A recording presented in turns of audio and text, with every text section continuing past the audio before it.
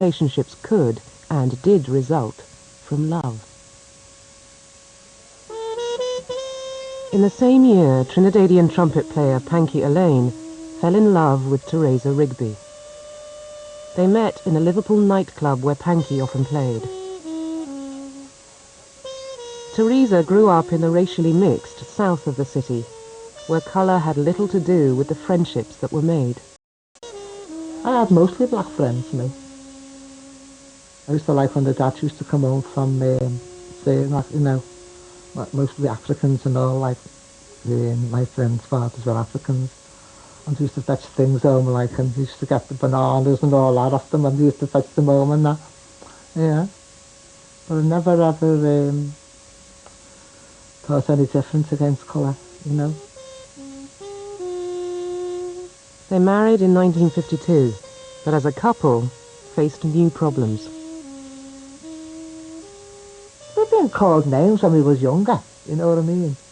You're called like, oh, nigger lover and all this and that. But you just don't pay those people any mind. Because they're just ignorant, they don't know any difference. If you want to think bad things, you can, but that doesn't bother me. They can call me what they want. She's had priests knocking on the door to her mother, telling her that my mum was being seen with a black man, and that wasn't the Catholic thing to do when my mum was young. Things like that, people shouting abuse at her in the streets and things like that. My dad's always sort of maintained his West Indian identity, but my mum loves West Indian music. She loves calypso, she loves Trinidad, she loves anything. She's always been a strong supporter, but again, she's always got that I support England type of attitude. Like in Trinidad, I know my mum will have been sitting in Trinidad shouting for England, sitting waving a little Union Jack amongst the thousands of West Indians. I know my mum would have been there shouting for England.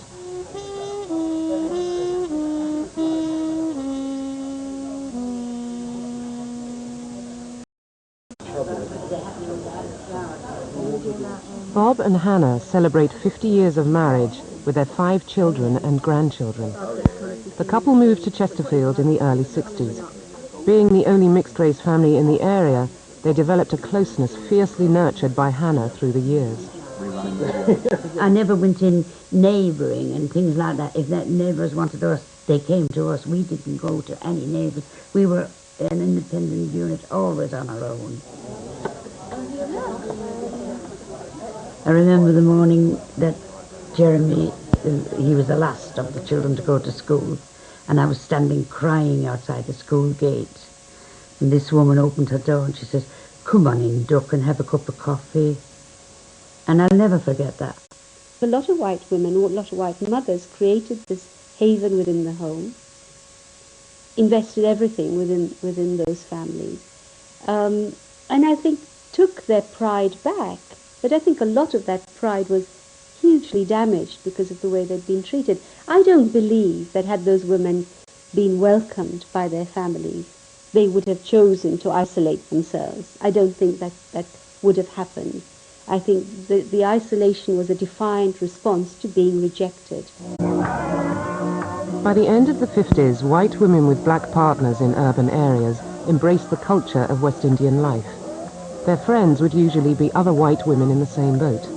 But actual marriages were still rare.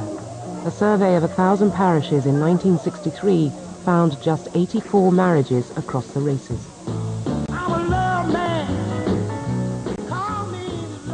Pat Fleming met her husband Carl, a local mechanic, in a social club in Liverpool. One of the first people she told about the relationship was her sister. She said, "Are you seeing anyone?" I said, "Yes." She said, "What's his name?" I said, "Carl Fleming." So she said, "Oh, okay, I'm looking forward to meeting him." And when she actually got here and she walked into my house and I said, "This is Carl," she just didn't know where to put it. God, she said, "I thought he'd be Scandinavian with a name like that," you know. When she spoke to me later in the kitchen, she said, he's a black man. But she didn't use those words. We used to call it the 20 questions syndrome. And almost complete strangers would ask you questions that your mother wouldn't ask you, you know. They used to think it was okay. They never asked me those sort of questions when I was married to a white man, but they did with Carl, and I suppose that was how you noticed the difference. They'd say the most stupid things like, is he black all over? You know, I'd just be absolutely astounded, you know, he'd just laugh at them.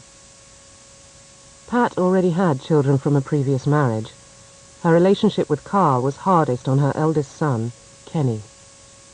The kind of prejudice, let's call it, not racism, that he was subjected to was a kind of a reflected, a kind of attitude or prejudice that arose from the fact that his mother was a no-good white woman who was living with a black man. And they, of course, were in that equation. They were involved in that. They used to call them white N-word people. I even considered breaking off with Carl because of the effect of our relationship on my white children. But two reasons. One, I really wanted to be with him. And two, I felt that eventually they would have an advantage by being part of the family of the black man. They would be able to understand things better. They'd be able to know that there really isn't any difference, you know, that they'd have a close-up, if you like.